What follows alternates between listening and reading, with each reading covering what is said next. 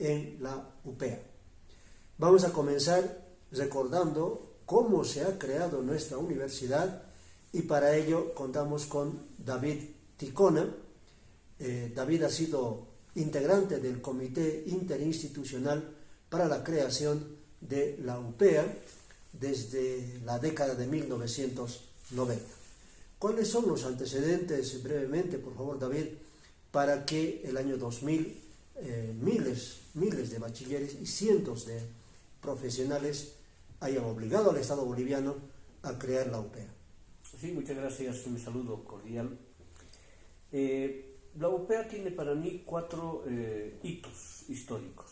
El primero en 1989, cuando la Universidad Mayor de San Andrés, a través de su facultad de técnica, toman lo que es ahora Infocal, antes era FOMO, ¿no? Y ahí se genera la primera inscripción de estudiantes para la Facultad Técnica de la UMSA en la Ciudad del Alto, ¿no? Ahí se forma un directorio del centro de estudiantes. Ese centro de estudiantes logra el primer millón de bolivianos para la construcción de los predios en Villa Esperanza por parte de Cordepaz, cuando la hermana Mónica Medina era la gerente social de esa institución, y luego la alcaldía pone los áridos, la UMSA pone los técnicos, la alcaldía, los vecinos ponen el muro perimetral. Hace una construcción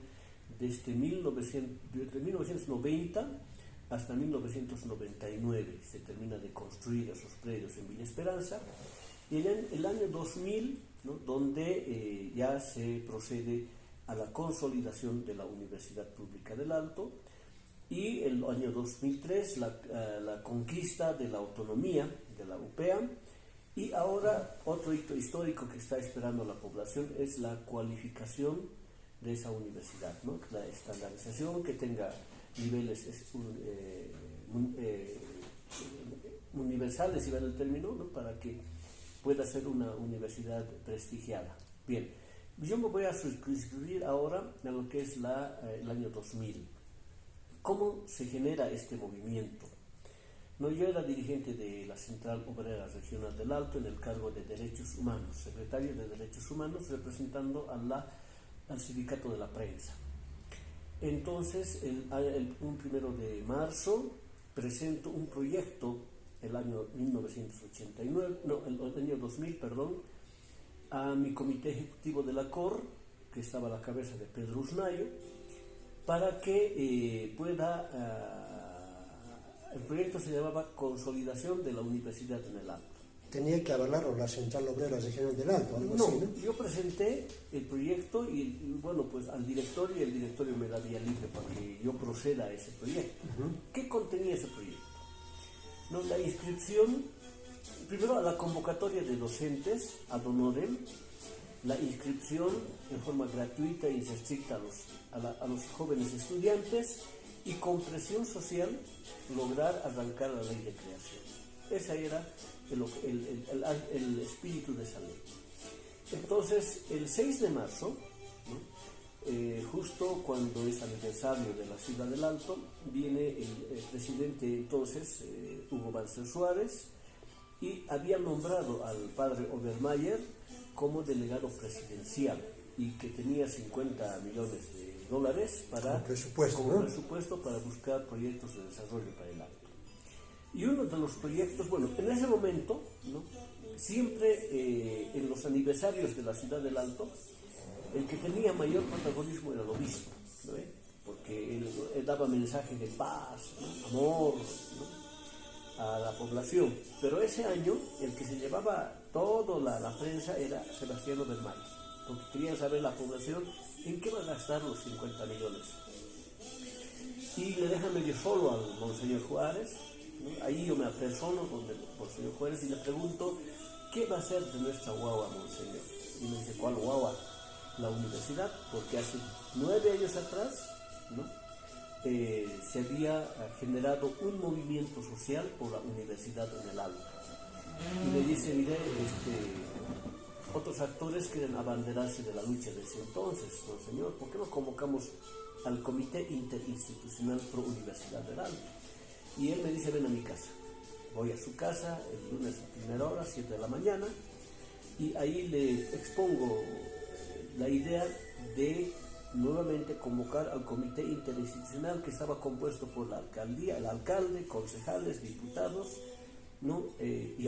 Colegios de profesionales, la COR, los gremiales, todas esas instituciones, ¿no? eran parte de lo que era el 89, el Comité Interinstitucional. ¿De qué personas se acuerda de ese comité? Este comité estaba, por ejemplo, Pepe Subirats, del CBAE, estaba de la COR, estaba el alcalde Gilberto Cardoso, Mirabal, estaban los dirigentes principales de esa época, ¿no? De los 1989.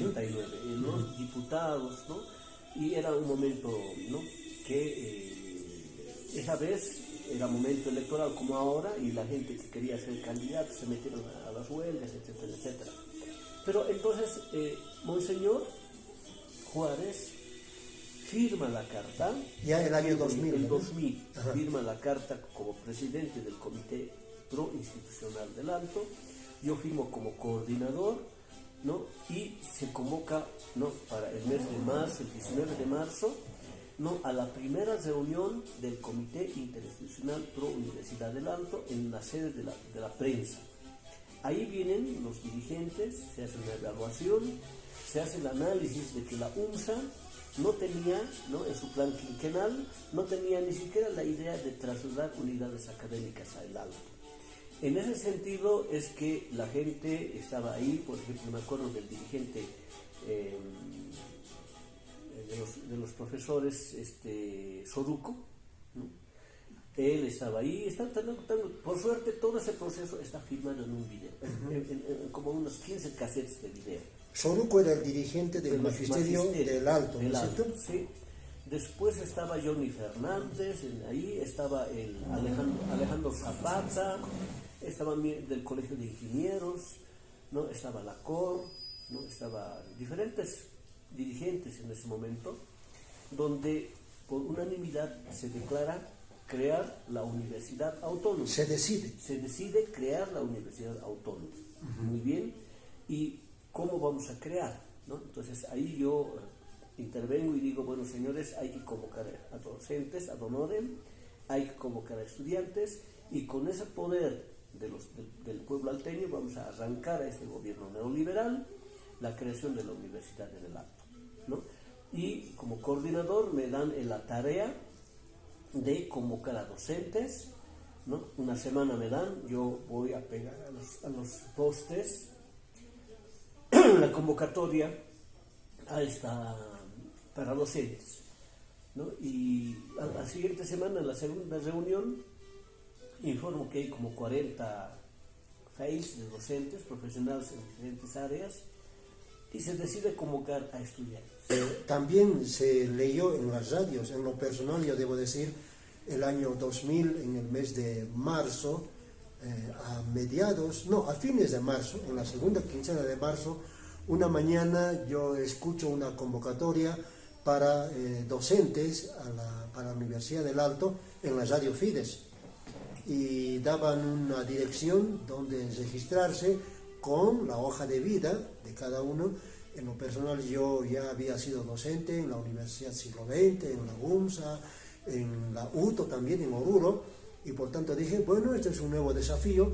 Yo por entonces era trabajador de la prensa también, pero en La Paz, y subí a la Juan Pablo II, allá donde está la Cruz Papal, ahí está la sede de lo que entonces era el Sindicato de Trabajadores de la Prensa de El Alto, y como un docente más me presenté, un postulante, con mi carpeta, como lo hicieron esos 40, que al final fuimos 300 personas los que nos presentamos como postulantes a docentes ad honorem. Pero nos acompaña aquí también Santiago Cuba, otro de los fundadores de la universidad, que por entonces era un bachiller más y también se inscribió. Santiago, ¿cómo se enteró usted de la convocatoria para los estudiantes? ¿En qué carrera se registró? y cuál fue su recorrido en la Universidad Pública de El Alto el año 2000, por favor. Bien, compañero Edgar Ramos, compañero David Ticona. Compañeros, yo me enteré como bachiller antes del 1 de mayo, ¿no? Entonces empezó a pegar en los postes, la propaganda de que inscribían para la universidad, preinscripción en ese entonces. Entonces yo me enteré, entonces fui a inscribirme, ¿no? Entonces me inscribí. ¿En qué carrera? Luego para la carrera, para la Facultad de Ingeniería, ¿no? Ingeniería.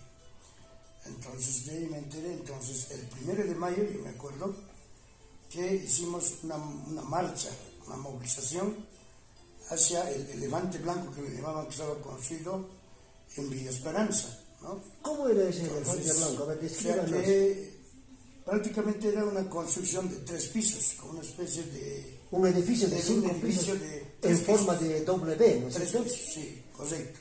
De 3 pisos, ahora ya debe ser más. En ese entonces, porque no se daba el uso correspondiente, ¿no? Entonces, a partir de eso, yo fui enterándome, digamos, de por qué razón hubo la creación de esta universidad en El Alto. Luego, después, una vez tomado el 1 de mayo del 2000, alrededor de casi 16.000 estudiantes, bachilleres, tomamos, sí, adolescentes, bachilleres, también bachilleres antiguos, ¿no? Que yo también era bachiller antiguo, entonces decidí también formarme ahí y ser parte de la fundación de la Universidad del Alto, ¿no? Entonces, ahí teníamos, una vez que tomamos la universidad, cada carrera, cada facultad, una vez llegado, tomamos, ¿no? Cada piso, cada aula, etc. Cada pasillo, así, ¿no? Entonces, tomamos lo que pudimos. Por ejemplo, a la carrera que me inscribí, tomamos en el 3er piso, nos entramos a las aulas y empezamos a tomar. Y luego, desde ese día nos hemos quedado en vigilia, ¿no? Mañana, tarde y noche. En la noche hacíamos vigilias, recorridos alrededor para que se consolide la Universidad del Alto. Eso era lo fundamental, porque si íbamos a hacer vigilia, tal vez iba, digamos, el gobierno a enviar policías, o la UMSA, porque todavía al lado funcionaba la facultad técnica, ¿no? Entonces ellos podían haber tomado en cualquier momento. Pero eso tarde o temprano se dio, después de una semana, 2 semanas, 3 semanas se dio. Nos enfrentamos a piedrazos con los de la universidad, de la facultad técnica, los estudiantes, donde hubo muchos heridos de nuestro lado, ¿no? Los bachilleres que se inscribieron para la Universidad de El Alto. Solo para recordar también, desde 1989, que con precisión nos recuerda David, durante 11 años, la Universidad Mayor de San Andrés, la UMSA, no ha demostrado voluntad institucional para poder consolidar la facultad técnica descentralizada, que había sido un pedido de varios centros de estudiantes, del decano de la facultad técnica, de varios docentes, inclusive de su rector en su momento, el doctor Pablo Ramos, que llegó a ser vicepresidente del Comité Interinstitucional. Sin embargo, después ya nos enteramos, era el Consejo Universitario el que no quería saber nada de la UPEA. No quería saber nada de que, por ejemplo, se puedan extender todas las carreras que tuvieran alumnado considerable proveniente del Alto, que se consoliden como carreras en el Alto, porque eso era una disposición del Consejo Universitario, que no se cumplió. ¿Por qué? Porque los decanos, porque los dirigentes estudiantiles no querían sumarse a la lucha alteña, y al final eso terminó siendo una enorme discriminación. El edificio, el cual cuenta con detalle Santiago, era un edificio de 3, 4 pisos ya terminado, pero totalmente vacío. Flamante edificio, nuevo edificio a estrenar, pero que había estado varios años abandonado y que no había mostrado la universidad voluntad para darle uso, ni siquiera interno, para nada, y entonces las organizaciones del Alto decidieron tomar esos predios el 1 de mayo. Antes del 1 de mayo, también quiero ser preciso yo, el día 27 de abril, jueves, en la sede de la Regional El Alto de la Federación de Maestros, a la cabeza del profesor Gonzalo Soruco, que era el dirigente del magisterio alteño, ya que era representante de la federación en El Alto, nos prestó el local sindical en la zona Ferropetrol, donde a la cabeza de la central obrera se hizo la primera reunión 4 días antes de la toma para organizar las carreras y para organizar la marcha del 1 de mayo del año 2000, donde hubo 2 marchas, eso también hay que decirlo clarito. Una marcha era de algunas organizaciones que básicamente respondían al gobierno, y otra marcha era la organizada por la universidad a la cabeza de nuestro compañero David Ticona, que ya había inscrito a miles de estudiantes a través de una boleta de depósito bancario de 10 bolivianos a nombre de la diócesis de Monseñor Jesús Juárez. Sí, de Monseñor Jesús Juárez, que era la cabeza del obispado de la Ciudad del Alto. Entonces, lo que yo recuerdo de aquel 1 de mayo del año 2000 es que cada carrera tenía su propio letrero, sus propios administrativos, que también eran bachilleres, eran adolescentes, y cada carrera organizada marchó desde la avenida Juan Pablo II, altura de la Cruz Papal, por toda la Juan Pablo II, pasando la zona 16 de julio, pasando la avenida La Paz, hasta llegar al predio de Villa Esperanza, al primer edificio de la UPEA, ya que resultó ser de la UPEA después, ¿no es cierto? Y ese día hubo un jolgorio total. Ahora, le pregunto a David, ¿qué más recuerda usted de ya, digamos, de la toma como tal?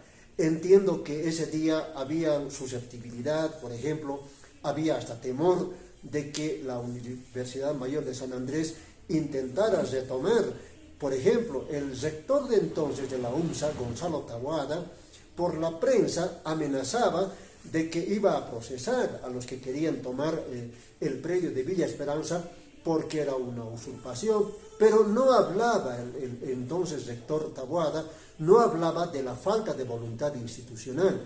Y debo decirlo también clarito, que después de ser rector, Gonzalo Taboada pasó a ser cabeza del CV, del Comité Ejecutivo de la Universidad Boliviana. ¿Con qué motivo?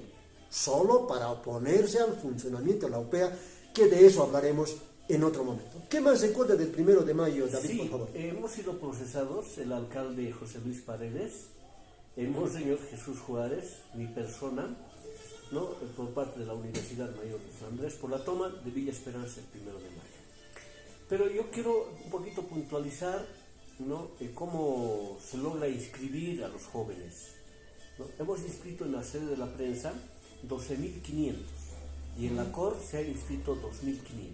Total 15.000 estudiantes que han depositado sus 10 bolivianos en el Banco Mercantil a nombre de Monseñor Jesús Juárez. ¿No? Entonces, ha sido pues un trabajo titánico inscribir del 3 de abril hasta el 1 de mayo 12.500 personas. No debe ser tarea tan fácil eso, ¿no es cierto? ¿Cómo se organizaron? ¿Qué? ¿Usted solito inscribía? No. El primer día, el 3 de abril, ¿no?, hubo como unos 15 jóvenes que venían a preguntar sobre la convocatoria e inscripción de estudiantes, ¿no? Entonces los chicos dicen, y ahora no teníamos ni un papel ni un bolígrafo. La Universidad Pública del Alto se crea sin un centavo, ¿ya? Sin un bolígrafo. Sin un bolígrafo, sin un papel. ¿Qué hemos hecho? La infraestructura del sindicato de la prensa, todas las ventanas lo hemos convertido como ventanillas, ¿no? Hemos sacado mis muebles para que puedan sentarse los chicos y empezar a inscribir, porque al principio nadie quería inscribir. ¿De quiénes chicos está hablando? Estamos hablando de los primeros jóvenes que han venido a inscribirse. Les he metido al salón donde no había ni sillas. Entonces les digo, señores, esta es una demanda social. Los jóvenes tenemos derecho a estudiar, y no tenemos permiso, no tenemos autorización, no tenemos presupuesto, no tenemos docentes, no tenemos absolutamente nada. Y se quedan como 15 jóvenes a ayudarme a inscribirse, tampoco se les ha pagado absolutamente nada, ¿no?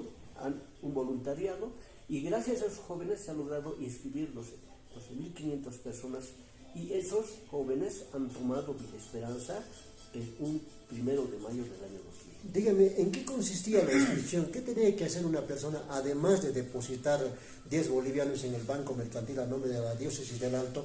Pero con esa boleta faltaba, ¿o cómo se organizaron? Porque que 12.500, dice usted, eso no es poco, ¿no?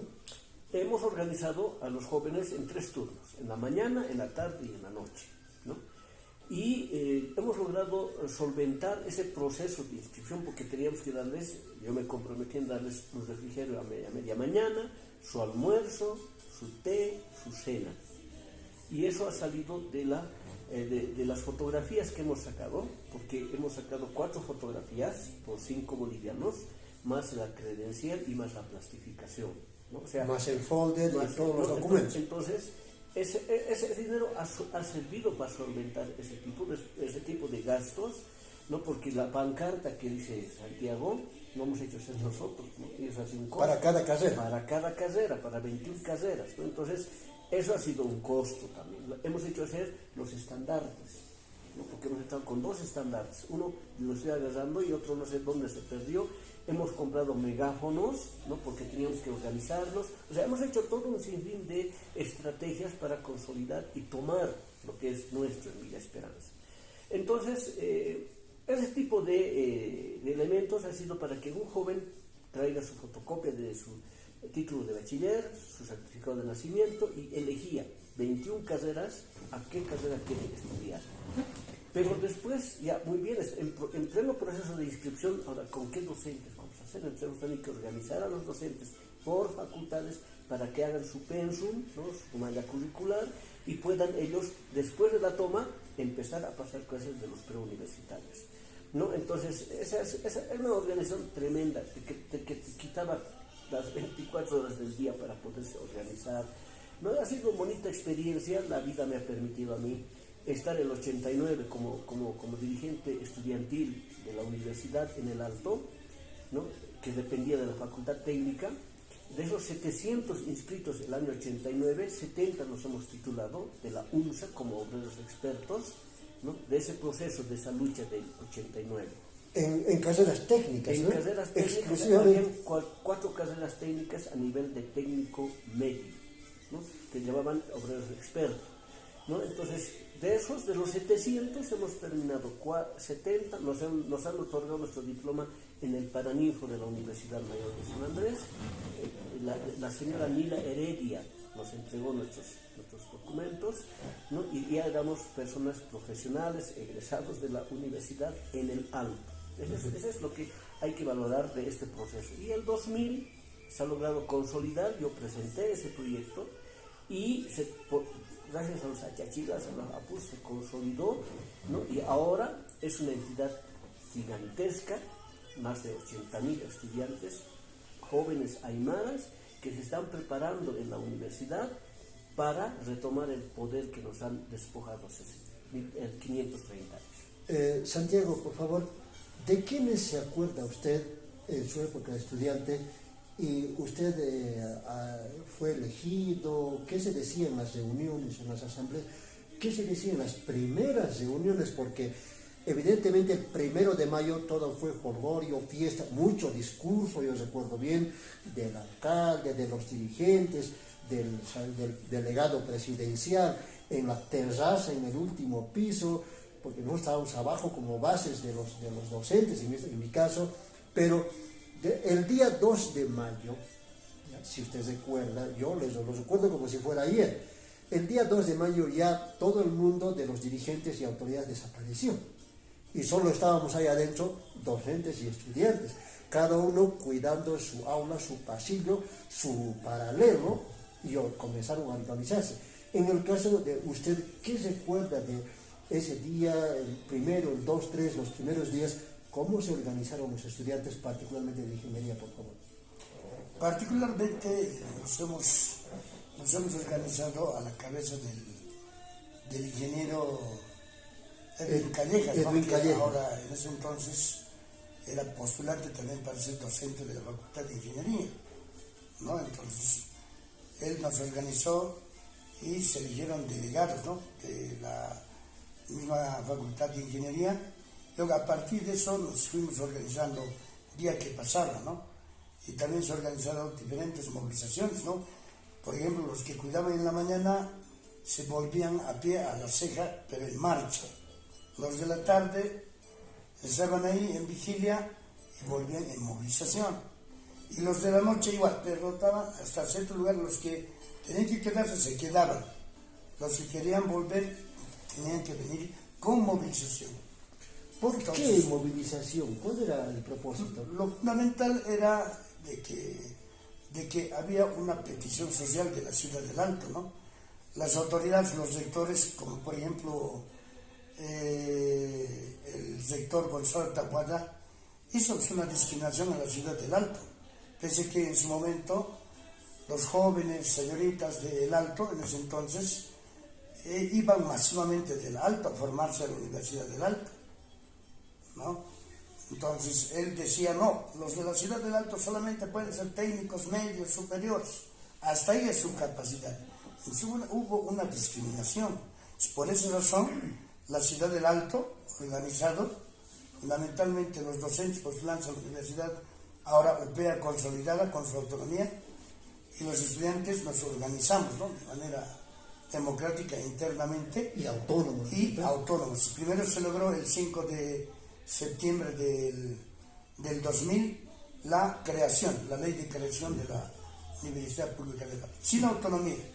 Luego después del 2003 se consolidó ya la autonomía, ¿no? Entonces, en ese entonces los estudiantes también nos organizamos. Los docentes, yo recuerdo que organizamos primero el consejo universitario, ¿no?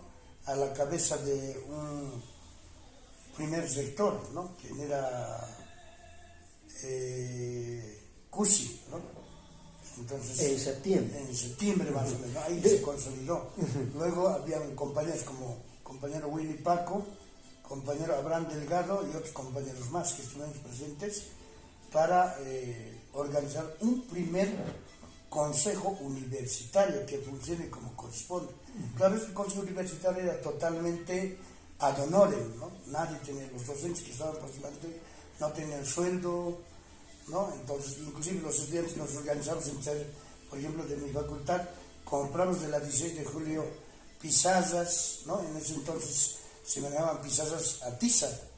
Entonces, desde la 16 de julio compramos y hemos trasladado a pie, pues, ni siquiera en movilidad a los estudiantes. O sea, así cada facultad se ha ido organizando, ¿no? Y luego después ya, a día que pasaba, semana que pasaba, nos hemos organizado también por carreras, por facultades. Hemos logrado tener, por ejemplo, delegados facultativos. Y los delegados facultativos en coordinación de los compañeros Abraham Delgado, el compañero Willy Paco y mi persona también. Entonces hemos decidido convocar a una reunión de delegados facultativos, donde se nombró la primera pool del Alto, ¿no? La cabeza, yo estaba presente y otros compañeros más de las otras facultades. Entonces, así logramos organizarnos mejor, ¿no? Bueno, yo para cerrar esta primera parte quiero recordar algunos nombres. Al ingeniero Fausto Suárez, representante docente de ingeniería.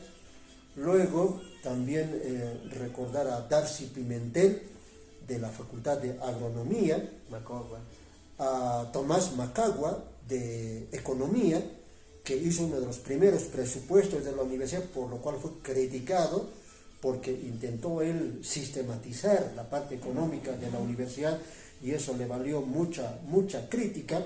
Ricardo Zambrana. A Ricardo Zambrana, el arquitecto, que fue uno de los primeros impulsores también desde antes del 1 de mayo, a Rafael Laura, que era parte de la delegación presidencial en el Alto, luego también a Lino Mamani, docente de Ciencias de la Educación, y a muchos otros más, muchos realmente compañeros, éramos 300 aquella vez, y un hombre que la universidad tiene que hacerle un homenaje, que por ahora es un héroe anónimo para mí, y que le ha dado su vida y su riesgo.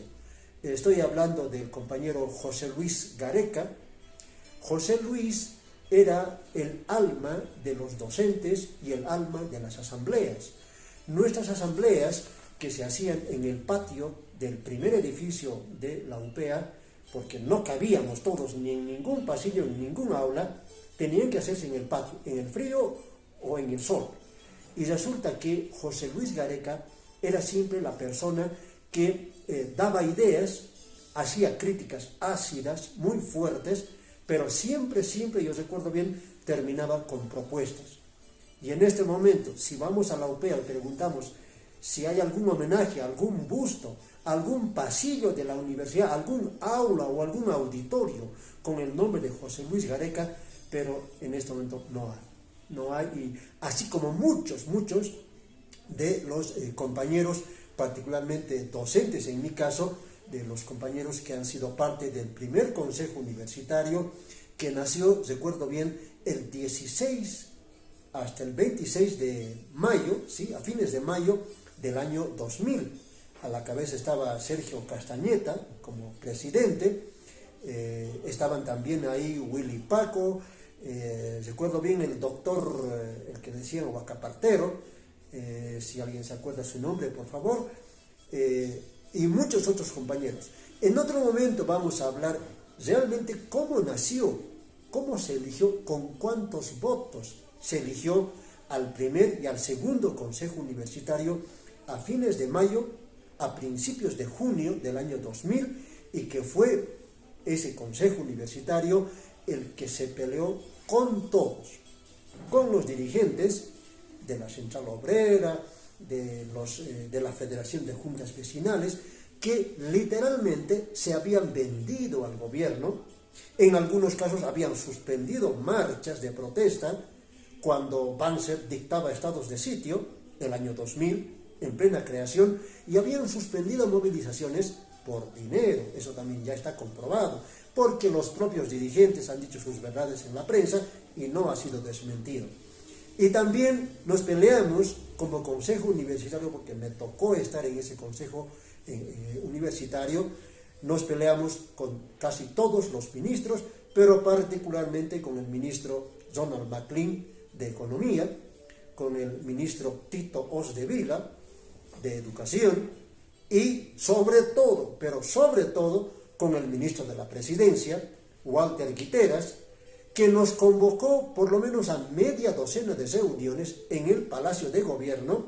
Estoy hablando de los meses de junio, julio, ¿ya?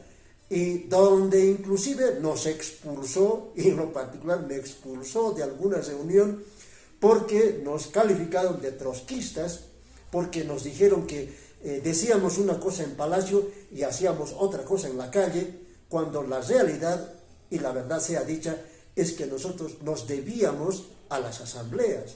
Nuestras asambleas, que no tengo idea cuántas han sido, pero eran memorables. Memorables por lo democráticas, memorables por lo participativas y memorables por los debates que teníamos acerca de autonomía universitaria, acerca de discriminación académica, acerca de el derecho a estudiar que tienen los hijos de los aymaras, los hijos de los campesinos, los hijos de los trabajadores. Pero, reitero, en el siguiente video hablaremos de cómo se creó, quiénes formaban parte, cómo se elegía a los consejos universitarios de la Universidad Pública del Alto. Ahora yo quiero hablar también de un segundo tema que Antes, estimado Edgar, aquí hay que hacer una puntuación muy importante. Tanto el año 1989 como el 2000, los grandes protagonistas son los jóvenes. Ya son 25 años de la creación de la universidad.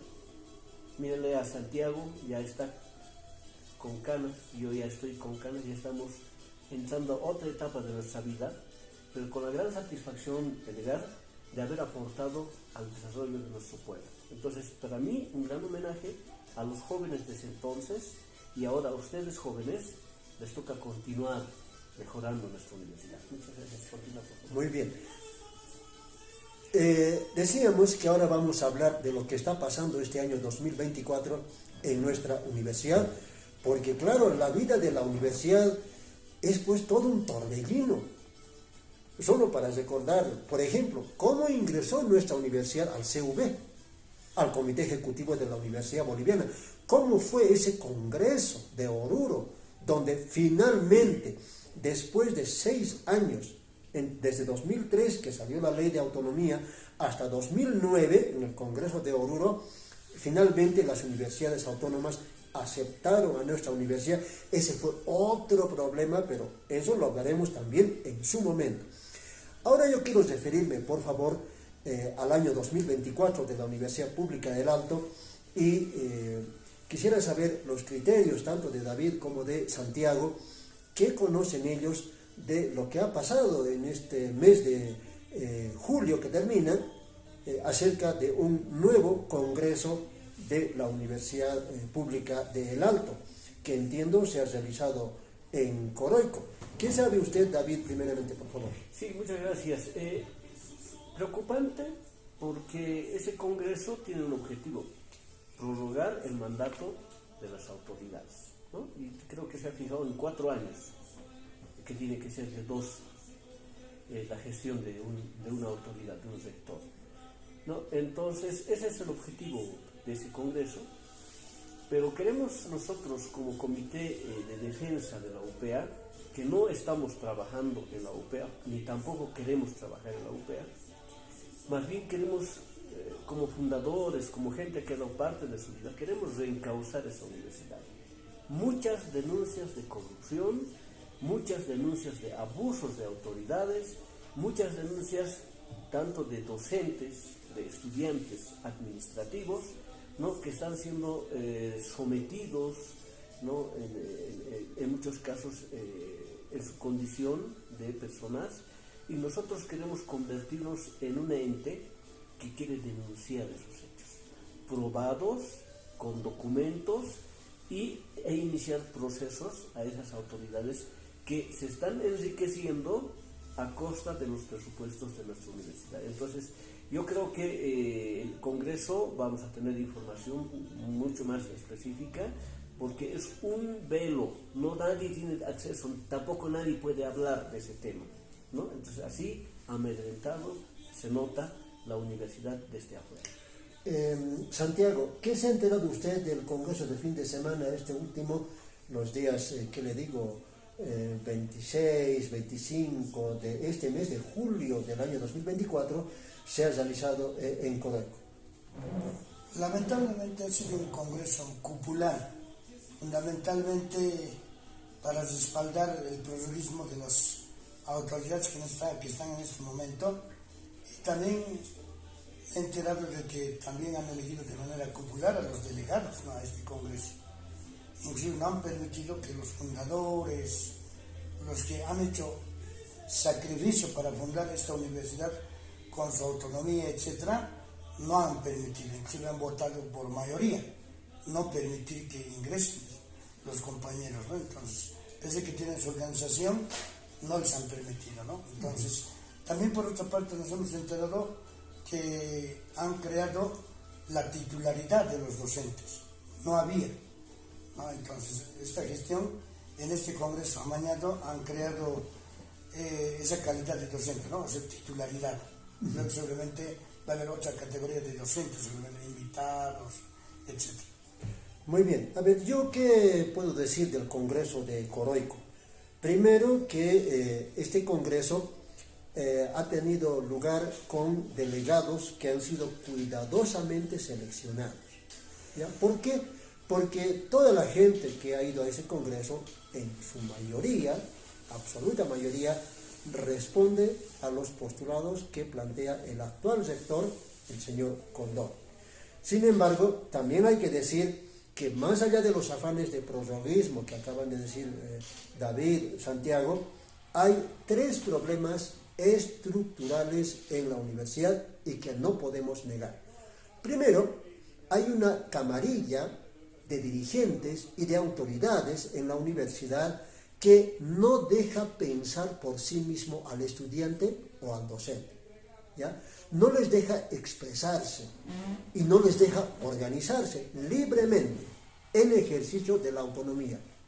La persona que quiere protestar, que quiere denunciar o que quiere organizarse, enseguida le inician un proceso o le llevan a una asamblea donde directamente lo expulsan. Eso es lo primero que está pasando. Y tenemos muchos expulsados, muchos perseguidos, muchos enjuiciados, hasta muertos hemos tenido en la universidad el año 2021, en marzo, en la facultad en área de economía. El segundo problema de la universidad es que hay una corrupción probada a casi todos los niveles. Niveles de dirigencia estudiantil, niveles administrativos y niveles de autoridades. Digamos, las de menor nivel, directores de carrera, las de nivel intermedio, los jefes o directores de área, y también de las autoridades superiores, los rectores y vicerrectores. Y eso no es nuevo. Si uno recuerda a los rectores como, por ejemplo, Javier Tito Espinosa, u otros, o por ejemplo a Freddy Medrano, pues tiene mucho para decir y para probar, y aquí lo vamos a probar. Pero el tercer nivel, el tercer problema estructural de la universidad es que hay una creciente mediocridad en la formación de nuestros futuros médicos, ingenieros, veterinarios, comunicadores, administradores de empresas y de todas las 38 carreras. ¿Por qué? Porque lamentablemente esta angustia de poder que tienen algunos dirigentes, la mayoría de los dirigentes y también las autoridades, están mediocrizando la formación. Es decir, por ejemplo, solo para decirlo y adelantarlo, para dar clases, una materia en la carrera de Derecho, uno tiene que pagar mínimo 7.000 bolivianos para ser, digamos, tomado en cuenta, primero como postulante, someterse a los exámenes y a los concursos de méritos, pero después para asegurarse el cargo de docente en una materia, 7.000 bolivianos. Para dar 4 o 5 materias, lo que llamamos tiempo completo, tiene que pagar 18.000 bolivianos. Y esto lo saben todos los docentes, no es una invención, no es algo nuevo esto. Y no es solamente de la carrera de Derecho, donde este año 2024 hemos tenido mayores problemas. Entonces, la formación académica para miles, y en este caso 80.000 estudiantes en la UPEA se está convirtiendo en una estafa y eso tenemos que frenar. ¿Y cómo vamos a frenar? Tenemos que probar lo que estamos diciendo. Ya lo hemos hecho personalmente y el comité ya lo ha hecho varias veces, ¿ya? Pero esa tarea hay que profundizar. Para ello, convocamos a todos los estudiantes, a todos los docentes, a todos los vecinos, a los padres, a las madres que están sufriendo o que han sufrido la persecución, la muerte de sus hijos en la universidad por angustia de poder, a que podamos reforzar las denuncias y probar la corrupción de la universidad. Y también convocamos a las personas que han sido parte de la fundación de esos 16.000 que entonces eran adolescentes, bachilleres el año 2000, para que la sociedad retome la universidad como fue el año 2000. ¿Para qué? Para que se termine la corrupción. Está de buen tamaño que los rectores, la mayoría de los cuales son de la UNSA, y que en su momento se opusieron, aprobaron resoluciones en contra de la Universidad del Alto, hoy sean directores de área, vicerrectores, rectores, y ahora estén despilfarrando el dinero de la universidad. Dinero que proviene de 2 fuentes, básicamente. La primera fuente son los $100 millones por favor, no me estoy equivocando, 100 millones de dólares que por año cada gestión recibe del Estado la Universidad Pública del Alto y nadie sabe cómo se administra ese dinero. Y segunda fuente, lo que se llama los recursos propios, que son, por ejemplo, los cursos de diplomado, de maestría, o los costos de cada timbre, de cada firma en la universidad, que significa ingreso de otros millones de bolivianos, de los cuales tampoco se informa. Demasiado oscurantismo económico, administrativo en la Universidad Pública del Alto, y eso lo diremos en su momento con documentos. Queremos agradecer a David Ticona, a Santiago Cuba por esta disposición de su tiempo para documentar cómo se ha hecho historia a partir de la Universidad del Alto y cómo la sociedad organizada a partir de simplemente adolescentes bachilleres, 16.000 y un pequeño grupo de docentes, ha logrado al Estado boliviano arrancarle una universidad pública autónoma. No se crea, no se funda una universidad pública todos los días.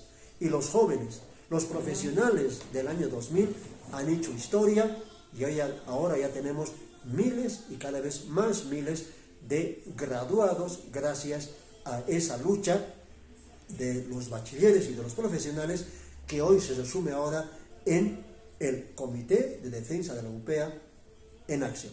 Muchas gracias.